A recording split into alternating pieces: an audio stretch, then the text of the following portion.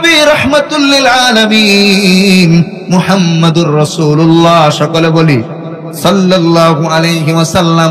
মসজিদে নববী থেকে একটু পেছনের দিকে একটা মসজিদ আছে বর্তমান, ওই মসজিদের নাম হলো মসজিদে আবু যার গিফারি। কি নাম? কিন্তু এই মসজিদের ঐতিহাসিক নাম হলো মসজিদুস সিজদা। এই জায়গাতে সাহাবায়ে কেরামকে নিয়ে নবীজি আসলেন। আসার পরে এত লম্বা সিজদা দিলেন, সাহাবায়ে কেরাম পেরেশান হয়ে গেলেন নবীজি ইন্তেকাল করলো কিনা। সাহাবায়ে কেরাম পেরেশান।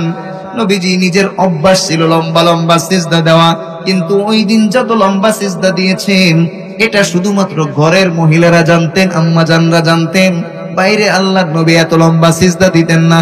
কারণ হাদিস শরীফে আসছে, আম্মাজান আয়েশা রাদিয়াল্লাহু আনহা বলেন, নবীজি যখন লম্বা সিজদা দিতেন আমি ভয় পেতাম। হাত্তা জানানতু আন্নাহু ক্বাদ কুবিদা, আমার মনে হতো নবীজি মনে হয় ইন্তেকাল করছেন। আমি নবীজির পার মধ্যে একটু নাড়া দিতাম, আঙ্গুল ধরে নাড়া দিতাম। নবীজি সাল্লাল্লাহু আলাইহি ওয়াসাল্লাম পা মুবারক নাড়া দিতেন, তখন আমি বুঝতাম আমার স্বামী দুনিয়া থেকে আমাকে ছেড়ে যাননি। কিন্তু সাহাবায়ে কেরামের তো এই সাহস নেই, কিভাবে নবীজির পা মুবারকে তারা নাড়া দিবেন, এই সাহস তো আর সাহাবায়ে কেরামের নেই। ঘরের স্ত্রীদের যত সাহস থাকে, বাইরের মানুষের যত ক্লোজ হোক সেই সাহস থাকে।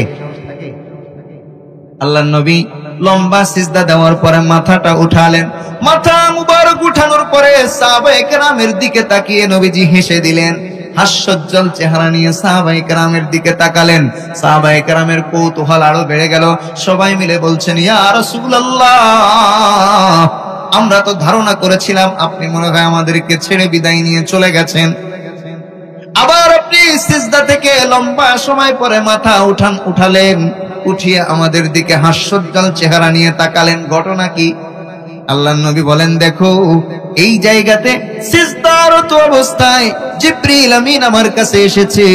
ওহী নিয়ে এসে আমাকে এমন এক সুসংবাদ আমার উম্মতের জন্য দান করেছে, আমার মন চাচ্ছিল না আমি আল্লাহর দরবার থেকে মাথাটা উঠাই।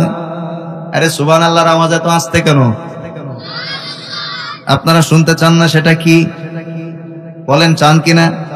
আল্লাহ পাক জিবরিল আলাইহিস সালামের মাধ্যমে আমার আপনার নবীকে ওই সিজদার মধ্যে যে সুসংবাদ দিয়েছেন, এমন সুসংবাদ শুনে আল্লাহর নবী লম্বা সিজদায় পড়েছিলেন। কেন?